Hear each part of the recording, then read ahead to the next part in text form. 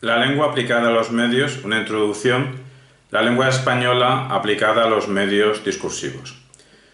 Cuando decimos medios se suele atribuir a medios de comunicación. Este es un sintagma muy extendido académicamente y socialmente, pero consideramos que equivocado, porque la comunicación es un fenómeno que no se puede diferenciar de otros dos fenómenos, que están unidos los tres entre sí, los fenómenos de la argumentación, la persuasión y la comunicación. Y como sería muy largo el sintagma medios de argumentación, persuasión, comunicación, es preferible el sintagma medios discursivos. Pero en la literatura académica se suele utilizar medios de comunicación o medios masivos de comunicación. Empecemos pues por una introducción a la lengua española aplicada a los medios de comunicación y vamos a seguir la siguiente estrategia. Primero vamos a introducir brevemente qué es la lengua en general, luego unas características de la lengua española, luego unas características de la aplicación de la lengua española en los medios y finalmente unas características generales de los medios discursivos. Empecemos pues.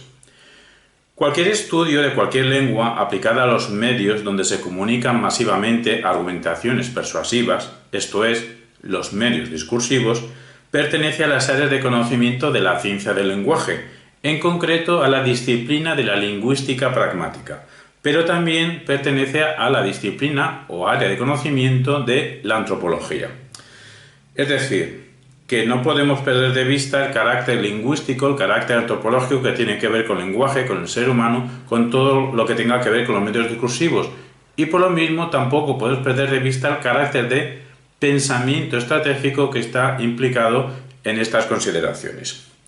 Así pues, estudiar la lengua aplicada a los medios tiene que ver con estudiar contenidos, habilidades, destrezas, bajo un marco súper amplio que es la retórica como ciencia del discurso.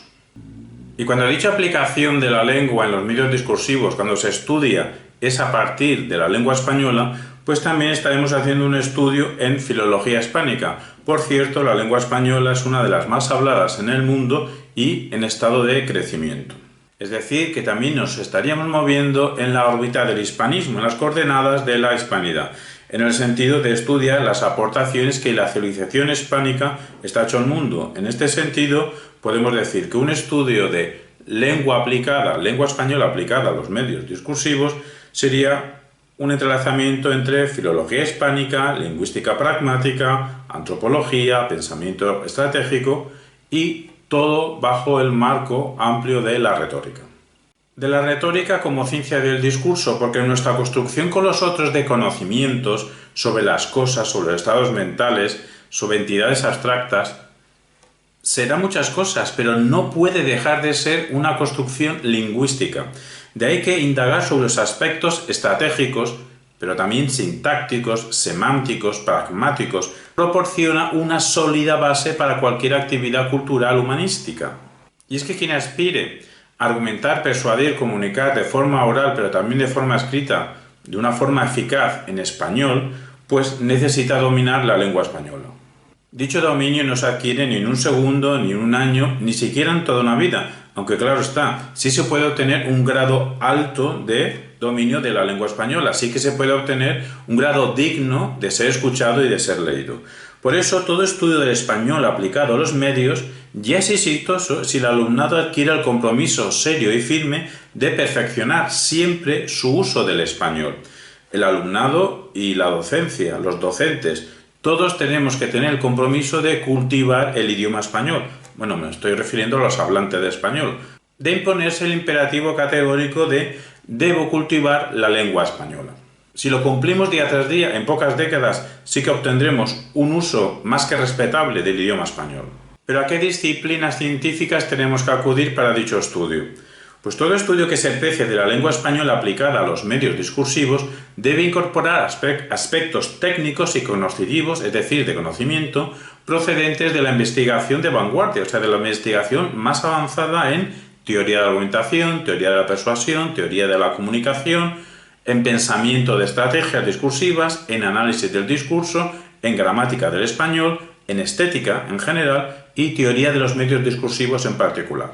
Siendo conscientes en todo momento que hasta que no sepamos y muy bien en qué consiste lo normativo en español, no podemos saber en qué consiste lo desviado, lo infrecuente, lo heterodoxo, lo creativo en español.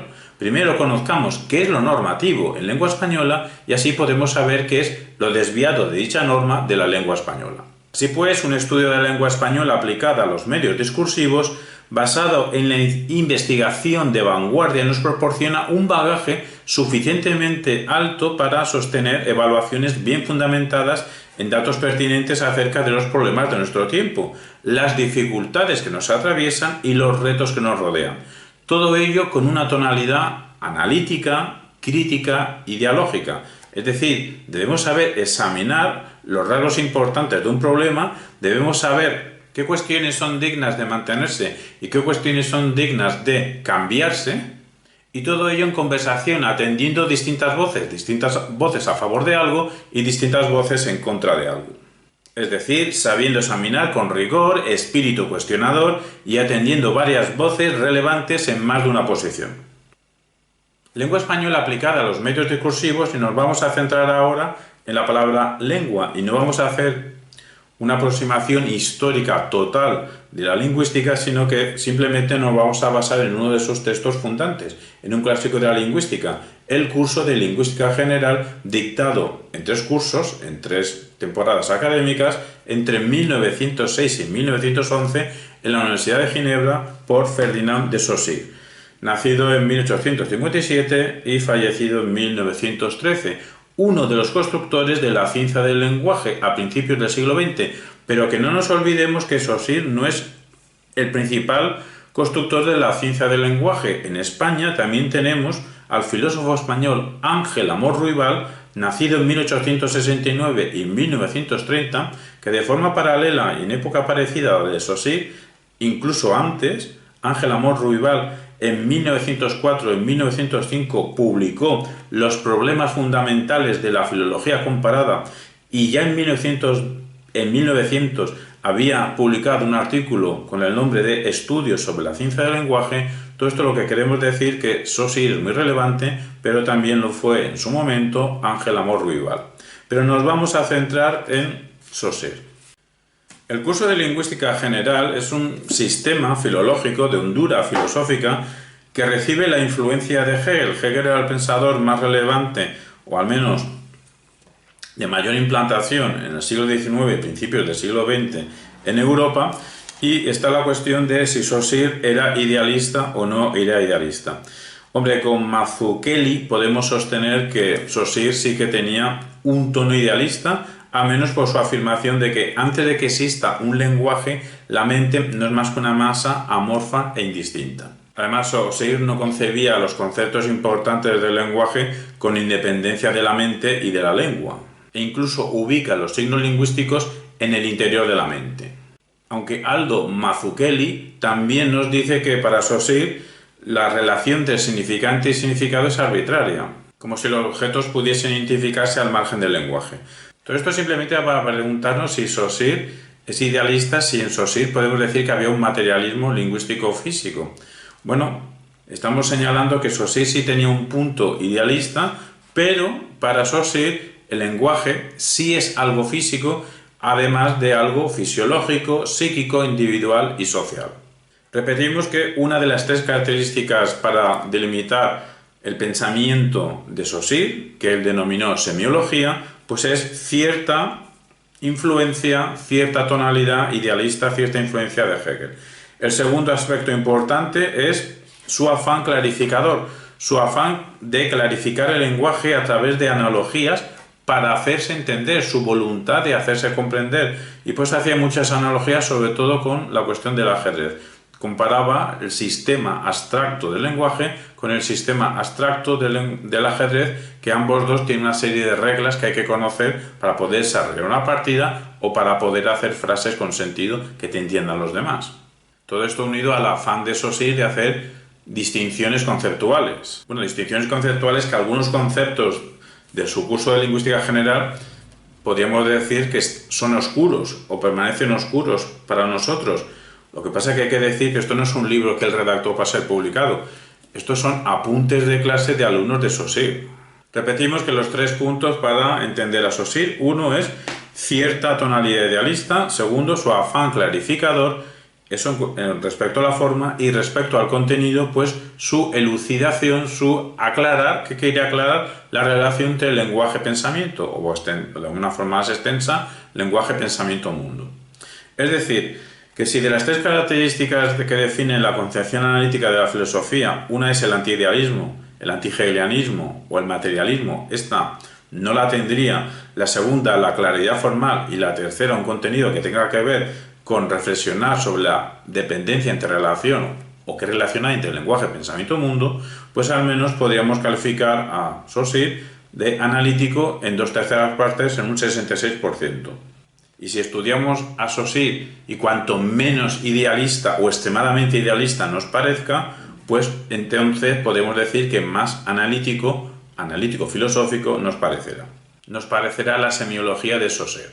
En el caso de que se pueda interpretar la semiología de Saussure como en cierta medida analítica, pues podríamos decir que la semiología saussuriana, tras la sociología positivista de Comte, se puede interpretar como una pieza más de un concebible conjunto resolutivo francófono, o sea, una serie de pensamientos de pensadores franceses, franceses, belgas, suizos, pensadores que utilizan la lengua francesa para resolver problemas interesantes. Un conjunto resolutivo francófono que llegaría hasta la actualidad, llegaría hasta Michel Meyer y su problematología, o teoría del cuestionamiento. Dada la complejidad física, mental, cultural, social del lenguaje, porque a la vez que es un objeto formal, también es un objeto histórico, pues Saussure lo intenta comprender a partir de la distinción lengua-habla. Se podría decir que el tratado, el curso entero de semiología de Saussure es un tratado, es un pensamiento dialéctico, porque busca la luz a través de la dicotomía entre dos conceptos.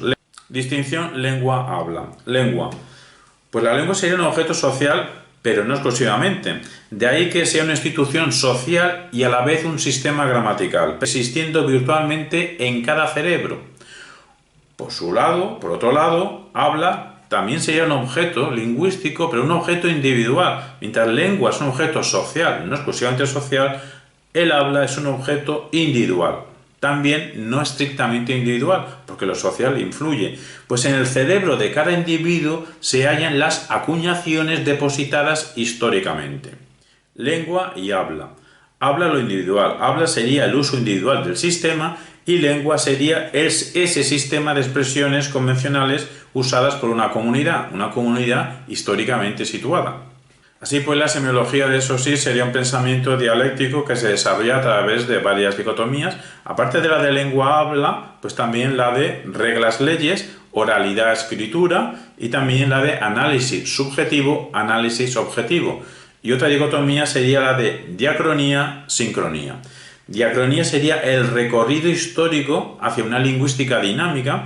La lingüística dinámica o lingüística diacrónica estudia la evolución de una lengua o la evolución de un sistema lingüístico. Por otro lado, el concepto sincronía tiene que ver con el momento presente, con el aquí y ahora, el estado actual de una lengua, en un momento concreto y preciso. Y eso es un paso hacia una lingüística estática. Y una lingüística sincrónica lo que hace es estudiar la constitución y el funcionamiento de un sistema lingüístico concreto en un momento dado, en un presente. La pregunta interesante de hoy en día sería si estas dicotomías, estas oposiciones de las que nos habla Saussure, realmente serían unas antinomias que no se pueden resolver, que serían irreductibles, que no se pueden reducir a otra cosa. Es una cuestión que la dejamos ahí en el aire. Pero Saussure, al igual que todos los pensadores, pensaba contra alguien. ¿Contra quién pensaba Saussure? Pues contra los neogramáticos, contra la concepción neogramática imperante en su tiempo, a finales del 19 y principios del 20, de que el estudio de las leyes evolutivas del idioma, pues ese estudio tiene que hacerse únicamente pensando como si el lenguaje fuese un organismo vivo, como si fuese algo biológico, como si cada lengua fuese un organismo vivo. Saussure lo que hace es analizar también históricamente los signos lingüísticos sin renunciar a su carácter arbitrario, a su carácter de que son de cierta manera, pero podían ser de otra manera distinta. Saussure lo que nos está diciendo es que antes de la formulación idiomática, nuestro pensamiento, sea eso lo que sea, es una masa amorfa, o sea, sin lenguaje, pensamiento no puede haber, es una masa amorfa. Y los sonidos, la sustancia fónica, en realidad, pues es materia, pero es una materia también informe, es una plasticidad que no tiene significado. Pero gracias a la lengua, con sus signos lingüísticos, podemos distinguir con claridad las ideas gracias a los significantes presentes en las distintas partes de la lengua como sistema. Es decir, expresamos ideas en la lengua gracias a la unión sonido-pensamiento. Una unión sonido-pensamiento que se da en las articulaciones de la lengua. El hablante nos emite unos sonidos, pero esos sonidos tendrán que tener algún significado. Entonces lo que tenemos que actuar es, cuando somos emisores, con la intención de dar un sentido, y cuando somos receptores, con la actitud de quien habla con nosotros, algún sentido habrá querido transmitir. Es decir, el escuchante debe actuar con una actitud de sintonización, entrar en sintonía con la actividad creadora del emisor, del hablante. Es decir, el habla como un modo de creación y el comprender como un modo de recreación. Y esto estaría sentando las bases de la pragmática intencionalista, que no fecundaría hasta décadas después de Saussure, hasta después de la segunda mitad del siglo XX. Y con estos modos creativos al hablar, lo que se producen son cambios que los producen individuos concretos, pero que dichos cambios, si son exitosos, es porque son asumidos por una comunidad de hablantes. Literalmente nos dice Saussure en el capítulo 3 que el lenguaje tiene un lado individual y un lado social, y no se puede concebir el uno sin el otro. En cada instante el lenguaje implica a la vez un sistema ya establecido, previamente establecido, y una evolución. Quizá no seamos conscientes de dichos cambios, pero hay una evolución en cada lengua. En cada momento lingüístico concreto es una institución actual y a la vez un producto del pasado. Y es tan estrecha la relación que hay entre esto pasado que se ha institucionalizado y esto nuevo que se está creando, que es muy difícil distinguirlo y diferenciarlo. Y en ese acto individual que es el habla, que es fruto de una voluntad, de una voluntad inteligente, supuestamente, porque es para provocar un sentido en quien nos escucha, pues todo esto el sujeto hablante lo hace a través de ciertas combinaciones, pero combinaciones que da juego un código, el código de la lengua. Y gracias a estas combinaciones el sujeto hablante puede expresar su pensamiento personal. Es decir, el habla es un mecanismo a la vez psíquico y físico, un mecanismo psicofísico a partir del cual podemos expresar ciertas combinaciones. ¿Y estas combinaciones se pueden estudiar? Sí, bajo una ciencia nueva que Saussure denomina semiología y que en Peirce a finales del siglo XIX se llama semiótica. ¿Cuál sería una de las tesis principales? Pues nos lo dice en el capítulo 6, que la lengua es el producto social depositado en el cerebro de cada hablante. También nos dice que la lengua y escritura son dos sistemas de signos distintos, en el sentido de que el segundo, la escritura, sería una representación del primero, la lengua. Pero la palabra escrita se mezcla de forma tan íntima a la palabra hablada, de la cual es imagen, que acaba por usurparle el protagonismo. Y al final hemos acabado dando a la representación del signo vocal tanta importancia como al signo vocal. Características del signo lingüístico según Saussure. 1. El carácter arbitrario del signo. 2. La multitud de signos necesarios para constituir cualquier lengua. 3. El carácter demasiado complejo del sistema. Y 4. La resistencia de la inercia colectiva a toda innovación lingüística. Hemos dicho que claro que hay cambios, pero hay una resistencia a aceptar cualquier cambio cada vez que acontezca uno. La lengua en sí sería intangible en el sentido de que podemos estar tocando ahora la lengua, podemos tocar diccionarios, pero que la lengua sea intangible para Saussure no quiere decir que sea inalterable. Ya hemos dicho que una dicotomía importante en Saussure es sincronía-diacronía. Es sincrónico todo aquello que se refiere al aspecto estático de la lengua y es diacrónico todo lo que se refiere al estadio evolutivo de la lengua. Y dice Saussure que la oposición entre estos dos puntos de vista, sincrónico, lo estático, y diacrónico, lo evolutivo, es total. Es una oposición absoluta entre estas dos perspectivas. ¿Y cuál prevalece? Pues para Saussure lo que prevalece es el aspecto sincrónico. ¿Por qué? Pues para la gran masa de hablantes es que es el único estado que conocen o en el que operan. En realidad, todo lo que se refiere a la gramática general se refiere a la sincronía, porque a los hablantes lo que nos interesa es las relaciones lingüísticas, gramaticales, sintácticas, morfológicas, que se dan ahora mismo en nuestro estadio actual. La entidad lingüística nos dice Saussure que no existe más que gracias a la asociación de significantes con significados. Y si atendemos solamente a los significantes o solamente a los significados, entonces las relaciones lingüísticas se desvanecen. Estaremos estudiando simplemente abstracciones. Y la lengua es algo concreto.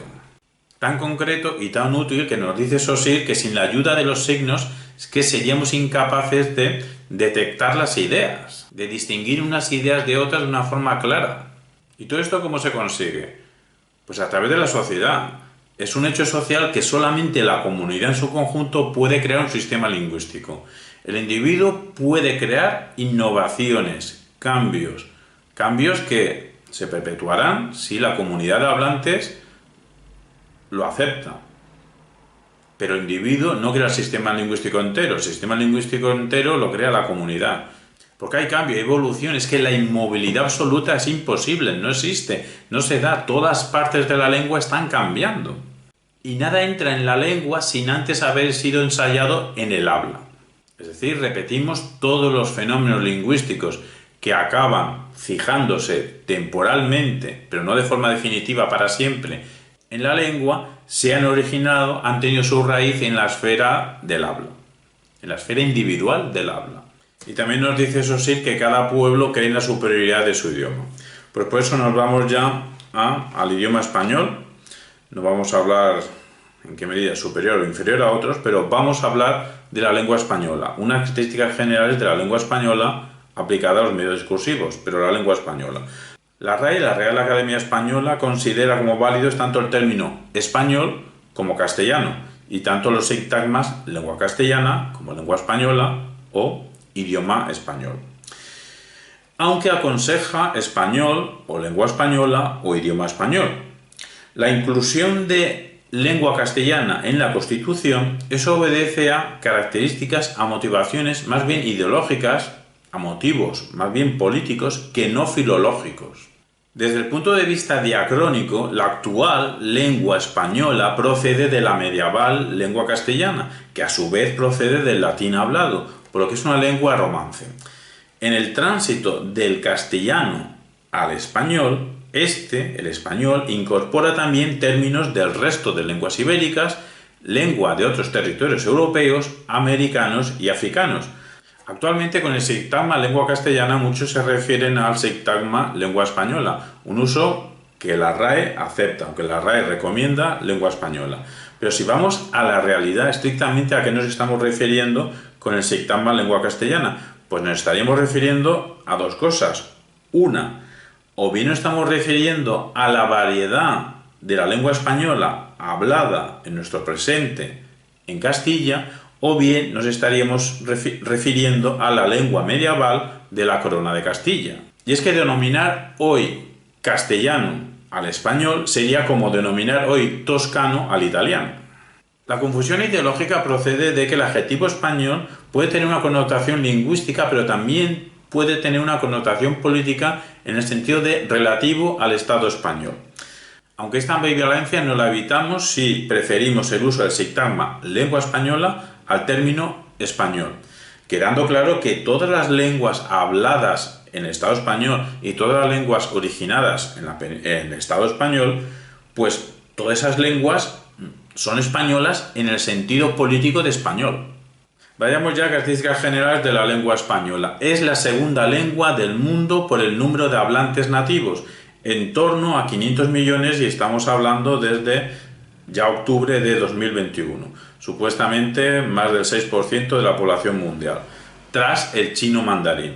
Y la cuarta lengua en hablantes tras el mandarín, inglés e hindi, alcanzando los 600 millones de hablantes.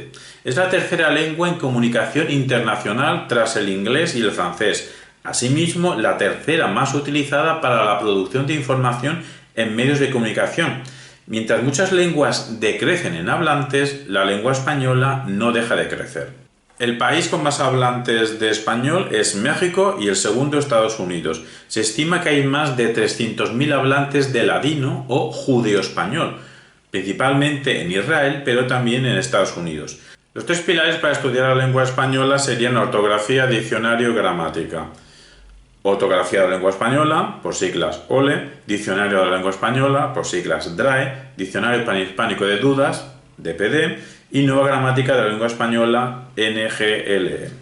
Nos estamos refiriendo al español total, no al que se habla en España, sino en Hispanoamérica, en realidad a la hispanosfera, porque en África también se habla español.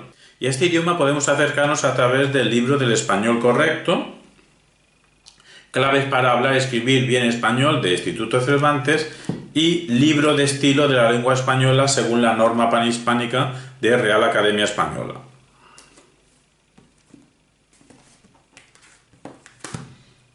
El modo más adecuado para mejorar la expresión lingüística escrita y hablada en lengua española es conocer a fondo la norma culta del español, es decir, lo que los anteriores hablantes hicieron de la lengua española y lo que los actuales hablantes están haciendo.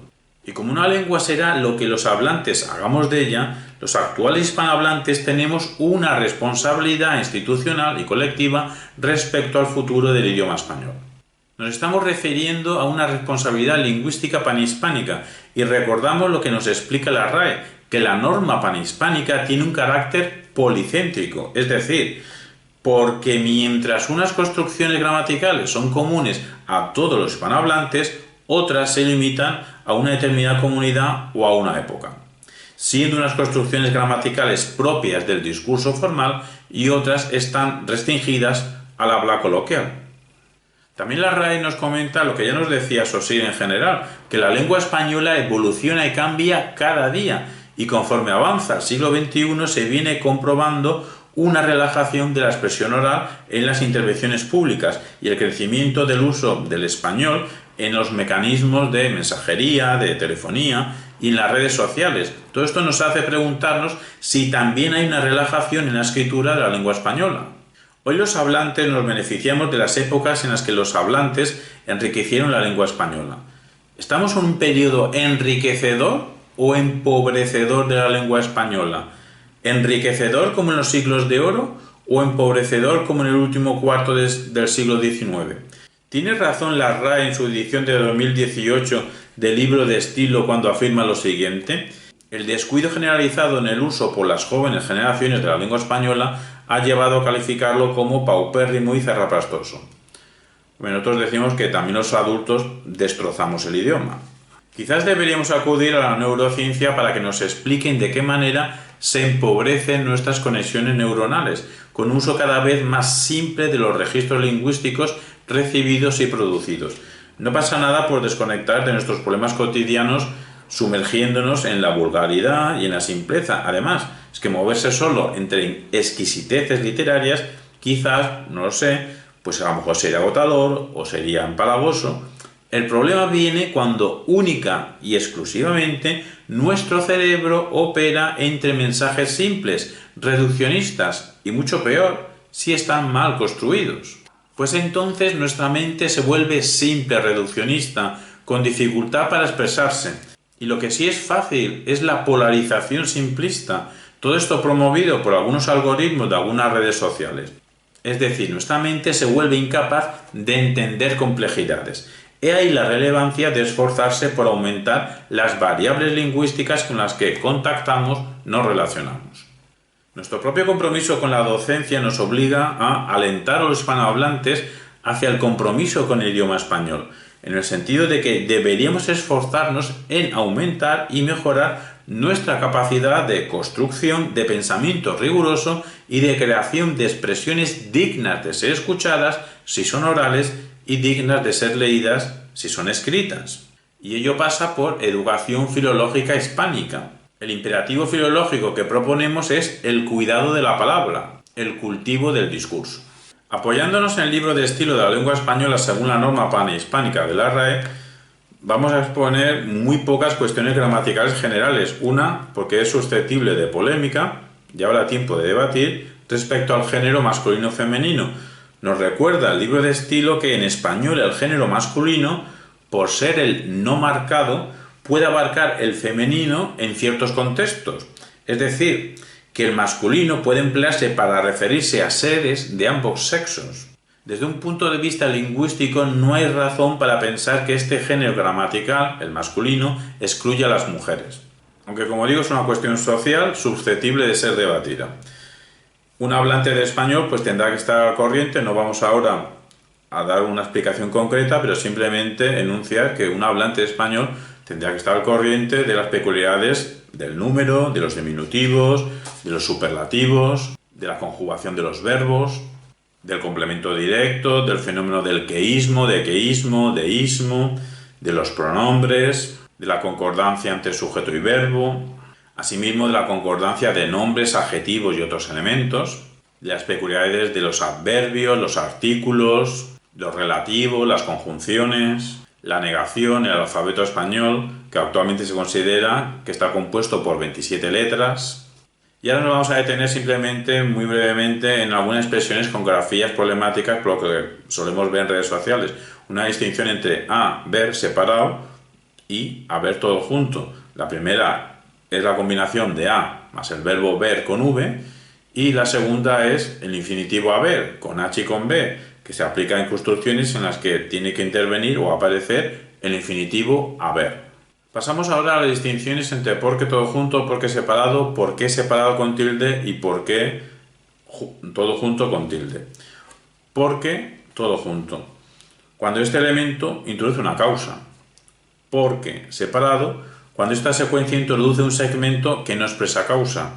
¿Por qué separado y con tilde? En las preguntas directas o indirectas, el por qué de algo. Todo junto con tilde significa razón o motivo. También hay cierta dificultad entre si no. También hay cierta dificultad entre si no, todo junto, y si no, separado. El si no, todo junto es una conjunción átona que aparece en contextos en los que se ha negado la frase anterior, también cuando este elemento tiene un valor similar a excepto. Y si no, separado es una combinación de la conjunción condicional si con el adverbio tónico no. Un buen usuario del español tiene que estar al tanto de todo lo concerniente con la acentuación prosódica, la actuación gráfica, los acentos, las palabras agudas, llanas o graves, esdrújulas, sobreesdrújulas. Un usuario del español tiene que saber que no todas las palabras tónicas, las que llevan acento, una cosa es el acento fonético, otra cosa es la tilde, la marca, el signo, la grafía. No todas las palabras tónicas se escriben con tilde, sino solo aquellas que la deben llevar de acuerdo con ciertas reglas de acentuación gráfica. Y también una cuestión que genera polémica, se puede ver los tweets y los mensajes del escritor y académico Arturo Pérez Reverte en contra de la siguiente prescripción de la RAE.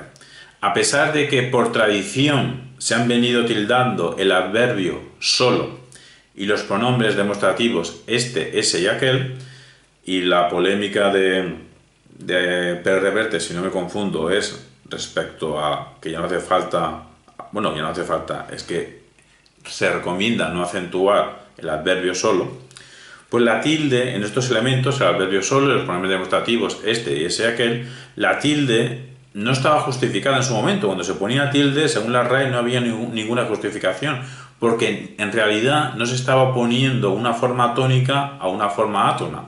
Por su parte, nunca deben tildarse esto, eso, aquello.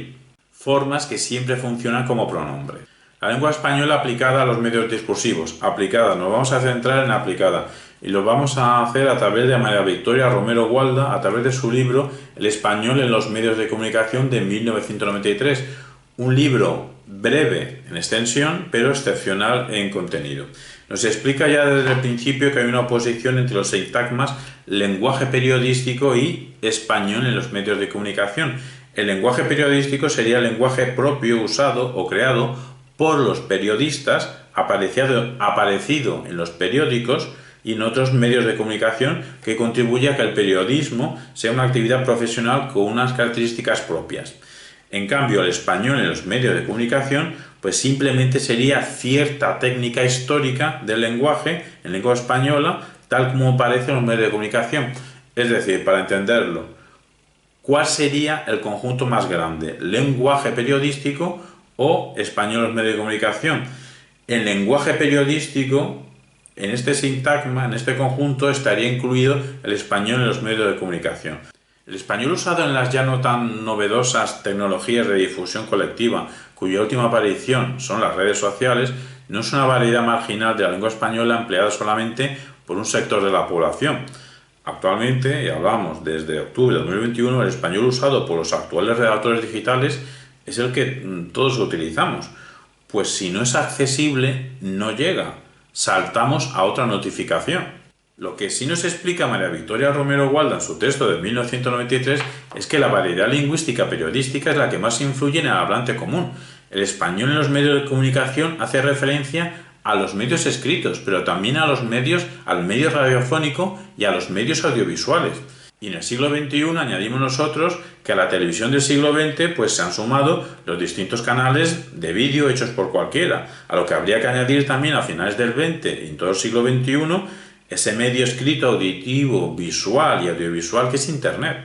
Lo que nos explica María Victoria Romero es que las características particulares del español en los medios de comunicación mediatiza la actividad idiomática, y aunque cualquier noticia se puede difundir por cualquier medio, su forma de ser difundiendo es distinta a través de los medios de comunicación que de forma coloquial. Así pues, lo escrito para un diario, es distinta en todos los medios entre sí, porque lo que nos dice María Victoria Romero es que lo escrito en un diario no se puede transcribir exactamente por las ondas radiofónicas. Tampoco se puede transmitir exactamente lo escrito por imágenes televisivas, porque cada medio posee sus características discursivas propias.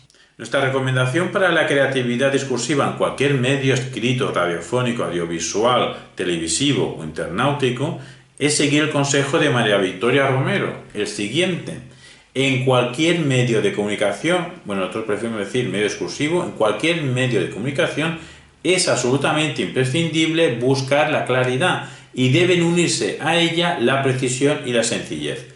Claridad, precisión y sencillez. Todo un imperativo categórico estilístico. Toda una recomendación estética a seguir. Otra idea, o incluso se puede decir la idea de María Victoria Romero, es que los medios de comunicación escritos y orales poseen una capacidad de influir en los modos de hablar de los hispanohablantes. Corresponderá a los filólogos y a los sociólogos verificar esta tesis, pero a lo que apunta María Victoria Romero, con acierto, es que el periodista ha de conocer su lengua tan profundamente como pueda para emplearla enriqueciéndola. No sirve simplemente emplear el español, sino es que cuando los que escribimos, los que escriben en redes sociales, en los periódicos, en la prensa, los que hablan en los medios discursivos, no solo nos debemos contentar con emplear el español, sino con enriquecer el español. Porque el empleo del lenguaje es algo más que su uso. No se trata de comunicar, sin más, sino se trata de comunicar con eficacia.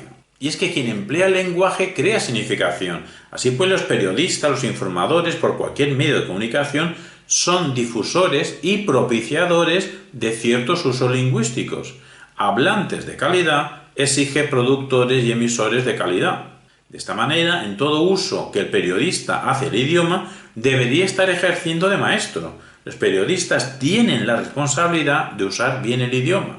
La peculiaridad, y esto ya lo decimos nosotros, de nuestra época es que está caracterizada por ser nuestra época una sociedad pantalla. Es que todo individuo con un móvil ya posee una cámara fotográfica, incluso una cámara de grabación, incluso el móvil también es una máquina de escribir. Y también el móvil pues tiene herramientas de edición. Es decir, cualquiera de nosotros tiene a su alcance múltiples canales de difusión, escritura, grabación, accesibles a cualquiera de nosotros. Cualquiera de nosotros puede ser, y de hecho somos, un fotoperiodista, cualquiera de nosotros puede ser y somos un creador de reportajes, un cronista en potencia y en la práctica. E incluso algunos de estos usos espontáneos aficionados al periodismo cobran, porque surge una pregunta: ¿los creadores no profesionales de contenidos sociales deben tener la misma responsabilidad hacia el idioma español que los periodistas con oficio de antaño? Ya nos advertía María Victoria Romero Gualda que en los medios de comunicación escriben y sobre todo hablan muchas personas que nada o poco tienen que ver con la perfección informativa y cuyos errores o modos lingüísticos se difunden de igual manera. Como casi todos los problemas al final recaen en la educación, o sea, en la enseñanza, aprendizaje, educación, esta interrelación, pues como al final todo acaba en la educación, nos recuerda María Victoria Romero que los docentes no pueden minusvalorar su propia importancia en la adquisición de buenos hábitos idiomáticos por parte de los estudiantes. Según María Victoria Romero, la característica general principal del lenguaje empleado en producir mensajes periodísticos es su heterogeneidad. Pues en el lenguaje periodístico puede mezclarse la enunciación histórica propia de una transmisión de hechos y la enunciación discursiva propia y característica de la expresión de opinión sobre los hechos, aunque en realidad todo es discurso, tanto la enunciación histórica como la enunciación discursiva. Es decir, pueden aparecer en las formas periodísticas formas narrativas entrelazadas con fórmulas descriptivas. Asimismo, también nos explica María Victoria Romero Gualda que también hay heterogeneidad de códigos, porque los códigos empleados en el periodismo son: uno, el lingüístico, en el que se presenta una secuencia lineal; dos, el paralingüístico, que aparte de que se lea linealmente, se puede leer no linealmente; y tercero, el icónico, que no se lee linealmente. La cuestión que surge, la cuestión que se pregunta a María Victoria Romero es si puede hablarse de un lenguaje periodístico puro, libre de contagios, libre de contaminaciones de todos los sectores de la población, o más bien hay que entender la lengua periodística como una amalgama de contagios varios en medio de las fronteras delimitadoras de lo literario, lo administrativo y lo político y lo social. De lo que no cabe duda es que, como sostiene María Victoria Romero, un uso difundido por los medios de comunicación tenderá a considerarse en el español común. De ahí el máximo cuidado que deberán poner los medios en la corrección de sus textos, desde la ortográfica, corrección ortográfica, hasta la morfológica y sintáctica. Da pena, decimos nosotros, da pena muchas veces fijarse en los titulares televisivos que aparecen en televisión mientras una persona habla. Y como ahora todos somos periodistas en las redes sociales, todos debemos o deberíamos cuidar el idioma español. María Victoria Romero clasifica en 3 tipos de usos del español los tipos que aparecen en los medios de comunicación. 1. Unos usos son debidos a la impericia del profesional.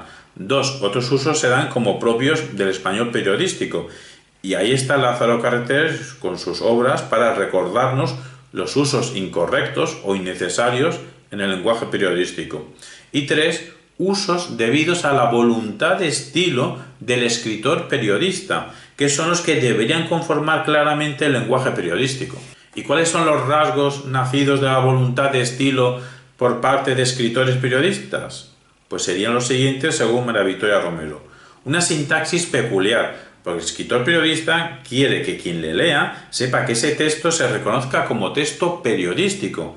2. Creatividad léxica, con un gusto por el alargamiento de la palabra. Se acude frecuentemente a la prefijación, con una composición de sustantivo-sustantivo, como el caso de almuerzo-coloquio.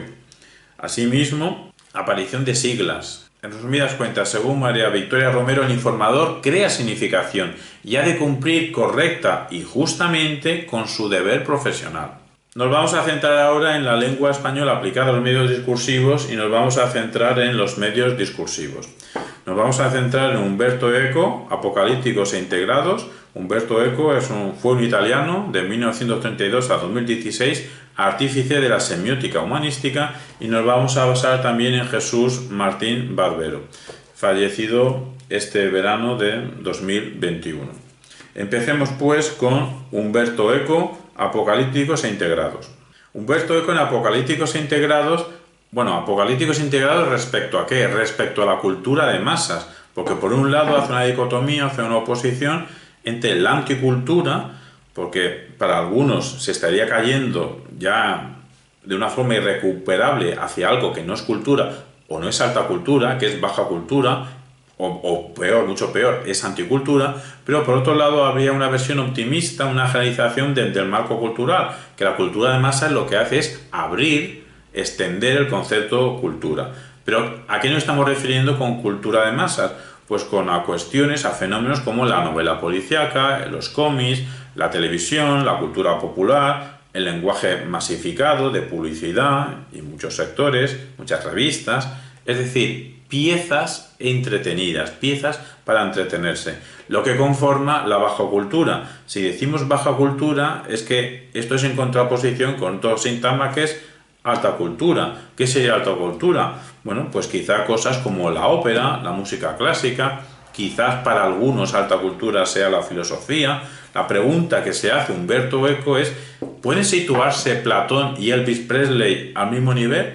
Lo que nos está diciendo Umberto Eco es que hay una oposición entre unos moralistas apocalípticos que nos están advirtiendo, ojo, que vamos en caída hacia abajo, en caída libre y a toda velocidad, y otros optimistas integrados en la cultura de masas. Por cierto, el libro Apocalípticos e Integrados es de 1965. Humberto Eco, que a la vez fue un paladín tanto de la razón como de las vanguardias, y no hay contradicción entre las vanguardias y la razón, las vanguardias es un fenómeno racionalista, pues privilegia Humberto Eco un análisis de las estructuras textuales de los más media. Y es que Eco piensa que el problema del mito y de la imagen no es algo solamente de épocas primitivas y clásicas. Actualmente, estaba escribiendo en 1965, pero si lo explicamos en 2021 porque es actual, actualmente en 1965-2021 pues también hay mitos. ¿Y cómo se difunden los mitos? Bueno, él nos explica que a través de artefactos como los tebeos. Es decir, Superman, la portada de Superman es un mito de nuestro tiempo que no expresa una religión, sino expresa una ideología. El estudio del fenómeno de comunicación de masas a mediados del siglo XX podría parecer una excentricidad académica, pero desde entonces, mediados del siglo XX hasta la actualidad, en 2021, se ha difundido tanto a nivel científico como a nivel de acción educativa y política. Bueno, esto lo decía Umberto Eco en 1965, pero lo aplicamos nosotros a 2021. No podemos olvidarnos que el pensador filosófico de la teoría crítica de la sociedad de la Escuela de Frankfurt, Theodor Adorno, ya estudió a mediados del siglo XX fenómenos masivos como la música del jazz, como la televisión, todo esto para estudiar cómo cierta ideología, bueno, en concreto la ideología capitalista, fluía por estos medios, discursos populares, en contraposición, según Adorno, con otros sistemas clásicos, productos de la alta cultura que también transmitían valores en concretos de la burguesía, o cuando eran productos de la vanguardia estética, vanguardia artística, lo que reflejaban era una negatividad, una manera de intentar poner orden en el caos de la sociedad, sobre todo en los años 20, que es cuando más irrumpen las vanguardias artísticas. Para Eco, la dicotomía entre apocalípticos e integrados alude a las posiciones de dos intelectuales, Marcuse y McLuhan. Para Marcuse, la tecnología nos vuelve unidimensionales, como si fuese un discurso único la tecnología, y para McLuhan, el medio es el mensaje. Así, ante el tema de nuestro tiempo de la sociedad tecnológica avanzada con su industria de la comunicación, los apocalípticos seguidores de Marcuse la ven a la tecnología avanzada con la industria de la comunicación, la ven como una manera de oprimir, como una masiva operación de achatamiento unidimensional de los usuarios. Y por otro lado, los integrados seguidores de McLuhan la ven a la tecnología de la comunicación como el nacimiento de una nueva aldea global, donde una sensibilidad renovada se nutre de la forma misma y de la alucinante multiplicidad de los mensajes. Sería una fiesta de la información.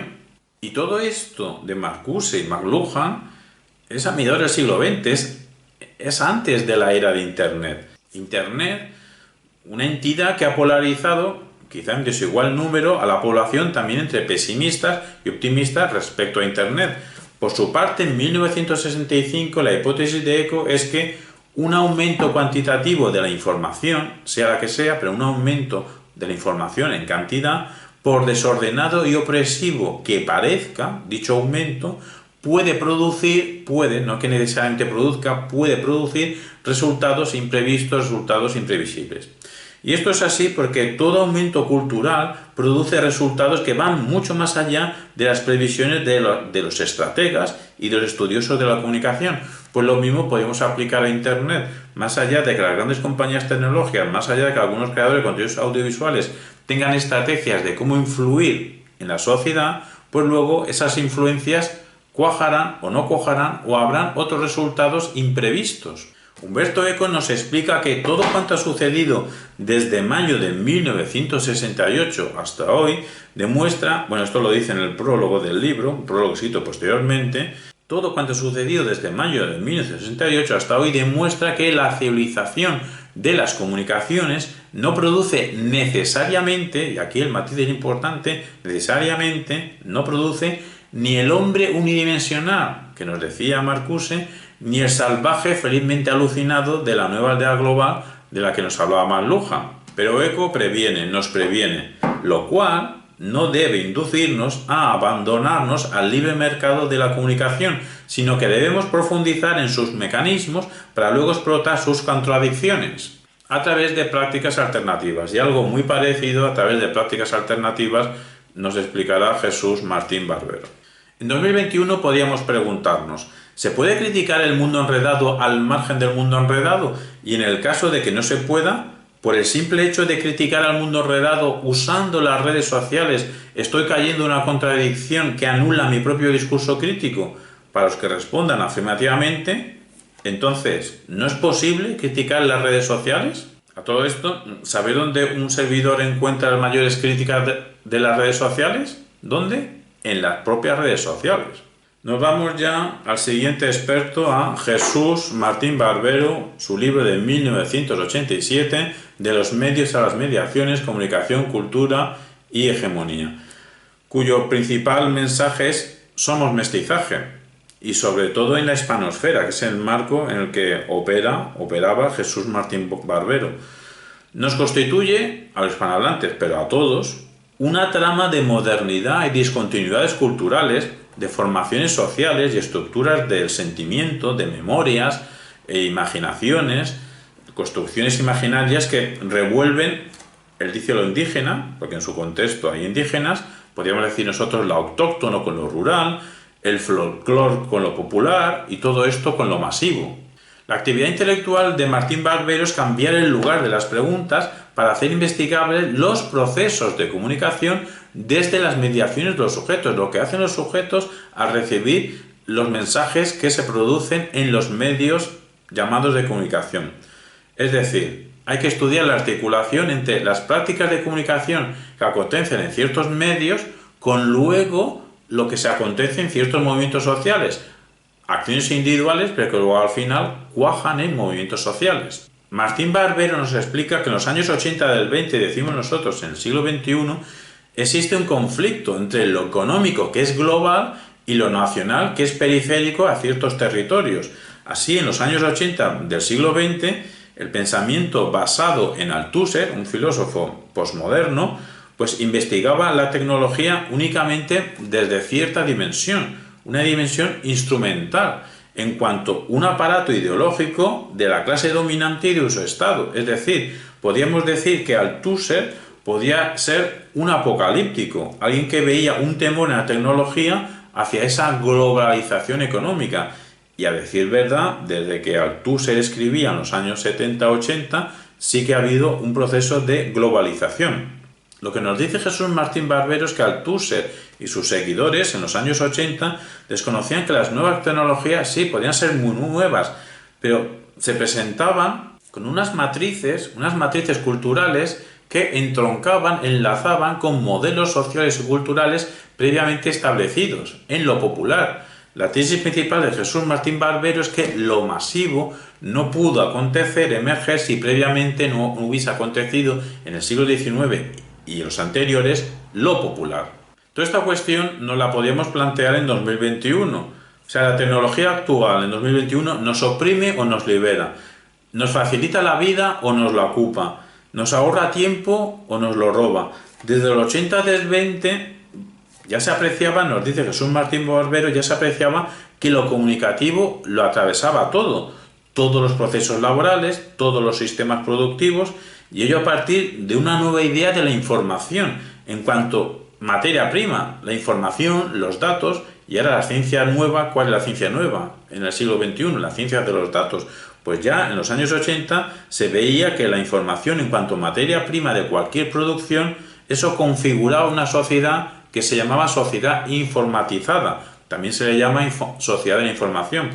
Y es que recordamos nosotros que ha habido una transición de la sociedad de la información, que tiene que ver con la relevancia de los datos. De ahí se pasó a una sociedad de la comunicación, que tiene que ver con subrayar la transmisión de los datos, y de la sociedad de la comunicación se pasó a la sociedad del conocimiento, que tiene que ver con comprender los datos. Primero los datos se dicen cuán relevantes son, luego se estudia cómo transmitirlos, y luego habrá que entender cómo comprender dichos datos, si no, ¿qué haces con dichos datos? Pues bien, lo que nosotros decimos que ahora no es que estemos, pero deberíamos estar en la sociedad del discurso. Es decir, deberíamos estar en una sociedad que diese importancia a una eficaz comunicación de potentes argumentos persuasivos. Según Martín Barbero, los 3 campos estratégicos que hay que investigar para comprobar dicho entramado comunicación, cultura, hegemonía son los siguientes. 1. La estructura transnacional de la información. Y es que desde 1980 la UNESCO ya planteó la necesidad de que hubiese un nuevo orden mundial basado en la importancia de la información. 2. Las nuevas tecnologías de comunicación, que conllevan una no contemporaneidad entre dichas tecnologías y usos sociales. Es decir, claro que acontece en el mismo tiempo, pero acontece en el mismo tiempo unas tecnologías que están siendo nuevas, o estaban siendo nuevas en su momento, porque esto de nuevas tecnologías, quizá lo de nuevas ya ha quedado desfasado. Cuando aparecieron eran nuevas, eran novedades, y a su vez ya existían unos usos sociales previamente existentes. Y 3. La comunicación alternativa o popular, porque nos recuerda Martín Barbero que hay otras formas de comunicación aparte de lo establecido en los medios llamados de comunicación. Hay otras formas de comunicación en las que en dichas formas se libera el habla de los grupos dominados. Y para Martín Barbero lo verdaderamente importante no es el medio, sino la creatividad popular. Martín Barbero nos explica que dichos cambios, dichas mutaciones culturales contemporáneas, se mueven en 2 ejes. Por un lado estaría el eje del espacio y el tiempo. Todo acontece en unos territorios y en unos momentos determinados. Hay una confluencia que cada vez se torna más global. O sea, el espacio ha crecido y el tiempo se ha hecho más rápido. Pero por otro lado, otro eje que son las migraciones y los flujos.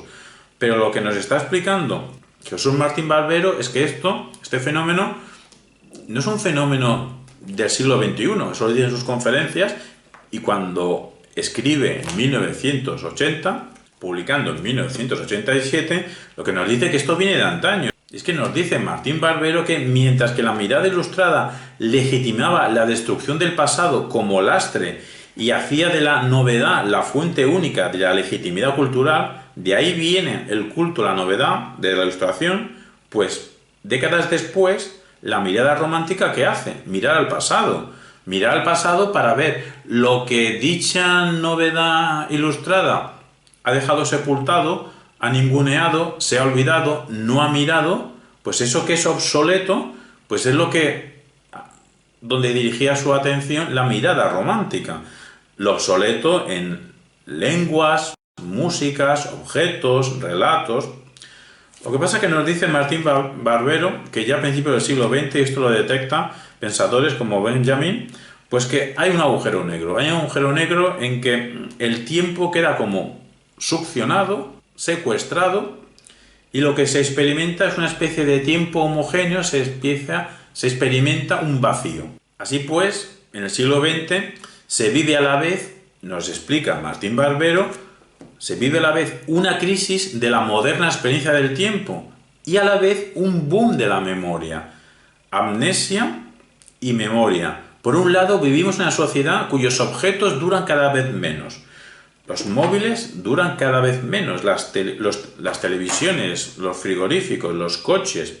Una sociedad cuyos objetos duran cada vez menos por una acelerada obsolescencia planificada. Pero por otro lado, vivimos el crecimiento y la expansión de los museos, la restauración de los viejos centros urbanos, el auge de las novelas históricas, los relatos autobiográficos o biográficos, asimismo la moda retro, tanto en la arquitectura como en la vestimenta. Todo esto cobra un auge entusiasmado. Podríamos traducir en un tuit lo que intenta expresar Martín Barbero en la siguiente expresión: vivimos en un museo de datos entre objetos efímeros. También podemos resumir todo lo que nos dice Martín Barbero con la siguiente expresión: habitamos un espacio, sí, pero ese espacio lo habitamos con cuerpos, pero son varios cuerpos los que se interrelacionan. Bueno, los que se interrelacionan no, los que se cruzan, porque a lo mejor no se interrelacionan. ¿Qué cuerpos estamos hablando? Pues unos cuerpos que migran, y añadimos nosotros que en el siglo XXI ya migran con móvil, o sea, es una migración tecnológica, pero también hay otros cuerpos de sedentarios cibernautas. O sea, son sedentarios, pero también son tecnológicos. Y de forma tecnológica sueñan con lo lejano. Sueñan con ellos también migrar a otro sitio donde pasar las vacaciones. Y ambos dos cuerpos, el del migrante que ya ha llegado y el que ya estaba allí, pues están cerca pero no se encuentran. También nos habla, y es que de lo que nos está hablando Jesús Martín Barbero, es que existe cierta lejanía, una lejanía donde nos llegan emigrantes. Según él, esos extraños personajes que, siendo un lejano, se halla próximo, convirtiéndose para algunos, que no para todos, convirtiéndose para algunos en un intruso que habita en nuestras casas. Al menos así son vistos por algunos. Es decir, estamos acostumbrados, nos dice Jesús Martín Barbero, de que los flujos migratorios pues tienen que ver o desencadenan, conllevan desórdenes sociales, políticos. Pero es que aparte de flujos migratorios, hay flujos informacionales. Y dichos flujos de información, eso sí que provocan desórdenes y provocan caos. Ahora lo llamamos mecanismos posverdaderos. Pues lo virtual, es la expresión que utiliza Martín Barbero, lo virtual introduce el caos en la ciudad letrada y escolar. Martín Barbero sí nos invita a reflexionar sobre ello, sobre cómo la tecnología digital modifica el estatuto cognoscitivo, el estatuto de conocimiento de las condiciones del saber, porque cuando los saberes se deslocalizan, se mueven a otro lugar. ¿A qué otro lugar? Al lugar donde está marcado por la tecnología. Cuando los saberes se deslocalizan tecnológicamente, quedan alterados.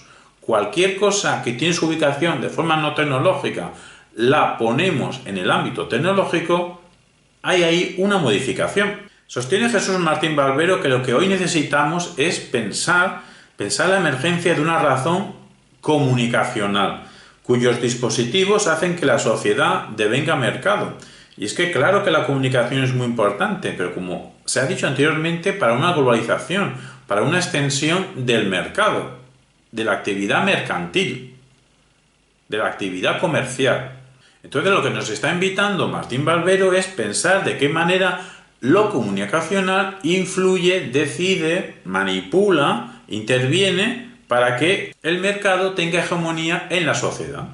También nos explica Martín Barbero que la vida social entera es antropologizada, deviene cultura. Esto lo que quiere decir es que toda la vida social, por el mero hecho de relacionarnos unos seres humanos con otros, al final emergen ciertos elementos que no son genéticos, que no se transmiten por vía genética, se transmiten por otra vía, la vía cultural. Y lo que respecta a la política, nos explica Martín Barbero que hay una mediación televisiva que al final tiene una influencia social, se producen nuevos comportamientos, nuevas decisiones sociales y políticas a partir de la mediación televisiva con fines políticos. La tesis principal que desarrolla Jesús Martín Barbero es la siguiente: la masificación se fue desarrollando antes que surgieran los medios electrónicos, mediante la escuela, la iglesia, la literatura de cordel, o sea, los folletines, la literatura por entregas, el melodrama y también la nueva manera masiva de organizar la producción industrial y de diseñar las ciudades, de diseñar el espacio urbano, teniendo en cuenta que en ese espacio urbano vive una masa de gente, que entroncaba con elementos populares del siglo XIX y siglos anteriores. Lo que nos dice Jesús Martín Barbero es que durante un tiempo se ha estudiado bajo la concepción de que unos emisores dominantes manipulan con una impostura a unos receptores dominados, y lo normal en el discurso académico era y es estudiar cómo los medios masivos nos imponen ideológicamente unos mensajes. Pues bien, Martín Barbero opera con un desplazamiento metodológico. ¿Y hacia dónde se desplaza? Hacia las mediaciones, y así encontró reconocimiento de las resistencias a los medios llamados de comunicación, que dichas resistencias podría decirse, según Martín Barbero, que son los que están en el otro lado, a los márgenes de lo difundido por los medios llamados de comunicación. Y todo esto lo hace Martín Barbero, lo dice de forma explícita, para romper la razón dualista, es decir, estaría de acuerdo con Humberto Eco de que hay que romper este dualismo entre apocalípticos e integrados. Lo que pasa es que el enfoque de Martín Barbero es arqueológico, nos hace una semiología arqueológica, hace un rastreo, hace una exploración historiográfica. Y entonces nos dice lo siguiente, Martín Barbero, halla el punto en el que empezó este debate. Y el debate tiene su origen en dos grandes movimientos. Uno, el movimiento de los ilustrados al poner en marcha el mito del pueblo, pero también hay otro mito, que es el movimiento de los románticos, unas décadas posterior a los ilustrados, al poner en marcha otro mito, el mito de la cultura. Y aquí no podemos pasar por alto el libro del mito de la cultura, publicado en 1996 por el filósofo español Gustavo Bueno, en el que dice que la cultura, ya la escribe con C mayúscula, porque es que la cultura se ha convertido ya en otra cosa. La cultura ya no es simplemente transmisión de elementos que no se transmiten vía genética, sino que la cultura se ha convertido en un mito en el sentido que es algo sagrado, es algo más importante incluso que el Estado de Derecho, incluso más importante que el Estado de Bienestar. Se ha sacralizado la cultura. Esta es la tesis de Gustavo Bueno. Martín Barbero lo que nos explica por su parte es que lo popular se ha ido redescubriendo y la cultura en general se ha ido constituyendo como un espacio de hegemonía. Para tener hegemonía política e ideológica en cualquier ámbito, cualquier sociedad, lo interesante sería que tuvieses hegemonía cultural, en lo cultural. Y todo esto nos lo está explicando Jesús Martín Barbero antes de que emergiesen los medios masivos tecnológicos vinculados a Internet. Su tesis principal es que de lo popular que emergió sobre todo en el siglo XIX, pero que ya emerge a partir de la modernidad en general, de lo popular se pasó a lo masivo por la industria cultural. Pero pensar la comunicación para Martín Barbero implica una doble ruptura. Por un lado, con el positivismo tecnológico, porque este reduce la comunicación a un problema de medios de comunicación. Pero por otro lado, Martín Barbero también rompe con el etnocentrismo cultural, que asimila la cultura de masas al problema de la degradación de la cultura. Es decir, degradación de la cultura es lo que decían los apocalípticos.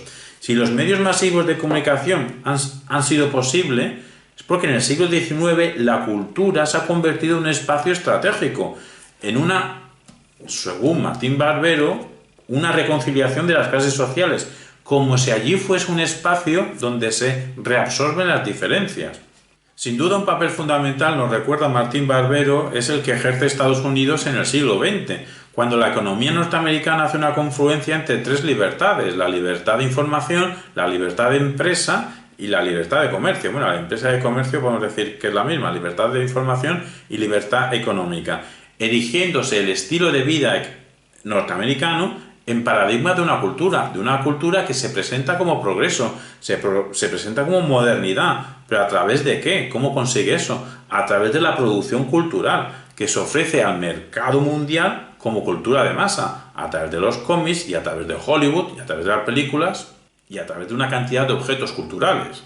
Jesús Martín Barbero, también en colaboración con Sara Corona Berkin, pues tienen el texto Ver con los otros, comunicación intercultural de 2017, en el que nos dicen lo siguiente: pensar el ver, eso tiene que ver con aprender otro idioma, o sea, un lenguaje que ensancha nuestras maneras de comprender el mundo, o sea, porque ver, mirar, tiene que ver con pensar el mundo de otra manera que nos sumergimos en unas experiencias en las que nos descubrimos a nosotros mismos, descubrimos nuestro yo, pero lo descubrimos en interferencia, en contacto con otras culturas. Literalmente nos dicen lo siguiente: lo que necesitábamos investigar para comprender lo que le pasaba a la gente no eran solo los malvados efectos de la televisión, sino la transformación de sus propios modos de percepción de la gente, es decir, de las distintas maneras en que la gente común miraba y veía, escuchaba y oía, gozaba y gastaba, consumía. Todo esto al ver la televisión. Bueno, ahora podríamos decir lo mismo con Internet. Es decir, lo que nos están diciendo es que ver la televisión en el siglo XX y en la misma línea proyectamos nosotros estar en Internet en el siglo XXI se convirtió y se ha convertido en todo un ritual. Un ritual en el que necesitamos, a través de televisión o a través de Internet, tener acceso a nuestro pedazo de espectáculo, para que así parezca en nuestra vida que sentimos que estamos viviendo el presente. Y gracias a Internet tenemos la sensación de que la estamos viviendo con los demás. Lo que nos dice Martín Barbero es que si cruzamos académicamente una economía de la imagen con una sociología del ver, lo que descubrimos es que la mayoría de la gente, cuando ve una telenovela, o ahora diríamos nosotros una serie de televisión, ¿dónde disfruta más? Pues parece ser que disfruta más cuando cuenta lo que ve. Pues porque la gente mezcla lo que vio con lo que le pasa en su vida. La telenovela acaba siendo el pretexto para que la gente nos cuente su vida. Así pues, la estrategia indagadora de Martín Barbero fue dejar de partir de los medios y pasar a indagar las mediaciones que entretejen la compleja relación de la gente, no solo con los medios audiovisuales, sino con el sentido de la vida. Y esto tuvo una repercusión académica, la tiene, que es que las ciencias sociales, las ciencias de la sociedad, deben hacerse cargo, ya no o no tanto, de los medios, de la prensa, la radio, la televisión e Internet, sino de las transformaciones en los modos de comunicarse que tiene la gente a partir de recibir estímulos, incluso ya participar de forma activa en los medios discursivos. Porque lo que pasa en la pantalla, nos dice Martín Barbero, le sirve a la gente para conocerse a sí mismo, para opinar y para contar su vida a los demás. Por su parte, Sara Corona nos explica que los niños no juegan con la televisión, sino que juegan a la televisión. Pues lo mismo podemos proyectar nosotros respecto a Internet. Podemos repetir su frase cambiando televisión por Internet, en el sentido de que los niños no juegan con YouTube o con TikTok, sino juegan a ser youtuberos o tiktokeros. La escuela, nos explica Sara Corona, busca controlar la imagen. ¿Cuál es la relación de la docencia con la imagen? Pues muchas veces es controlar la imagen en el sentido de que sea una compañera de la palabra, que sea una ilustración del texto escrito, o induciendo a que el alumnado vea lo que los maestros ven, o sea, ven en la imagen. Cuando en realidad, y esto lo aportamos nosotros, la labor docente sería otra, sería de animar al alumnado a que se convirtiese en un creador de contenidos audiovisuales. Y cerramos ya con Gustavo Bueno, que en el año 2000 publicó Televisión, Apariencia y Verdad, un libro ciertamente complejo en el que podemos encontrar mucha luz y muchas aportaciones. Para empezar, cierta delimitación de qué sea la televisión. Nos recuerda que antes se hablaba con la palabra ente, el ente televisivo.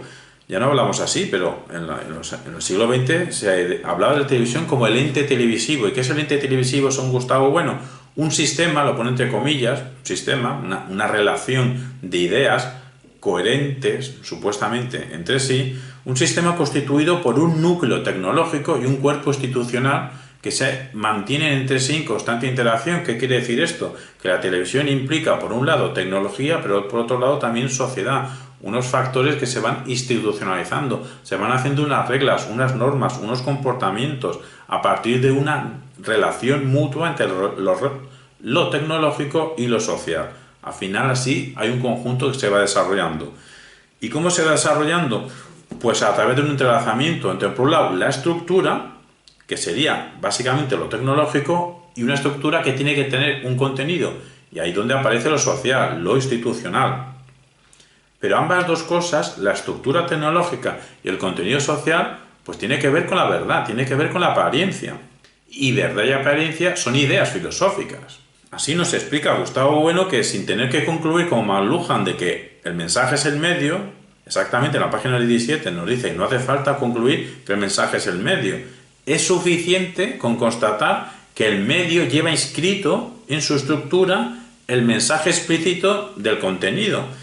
Nos dice que la televisión es ontológica. La palabra ontología en filosofía tiene que ver con el estudio de la realidad. Entonces nos dice que la televisión es ontológica en el sentido de que la televisión está envuelta de ciertas ideas que son ontológicas, ciertas ideas que tienen que ver con lo real. Es decir, ideas como realidad, apariencia y verdad.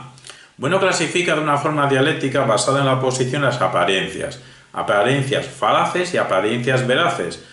¿Cuándo acontecen las apariencias veraces? Pues cuando efectivamente resulte estar vinculada dichas apariencias a la realidad, a esa realidad en función de la cual las consideramos apariencias. Lo que nos está diciendo Gustavo Bueno es que la telepantalla, si lo comparamos con una ventana abierta al mundo, pues nos remite a escenarios lejanos gracias a la técnica, porque en ese escenario lejano pues tiene que haber también una telecámara para que pueda haber esa relación. Y Gustavo Bueno se formula una pregunta que nosotros consideramos muy relevante. ¿Qué alcance puede tener la verdad en un mundo de fenómenos en el que todos son apariencias o apariencias de apariencias?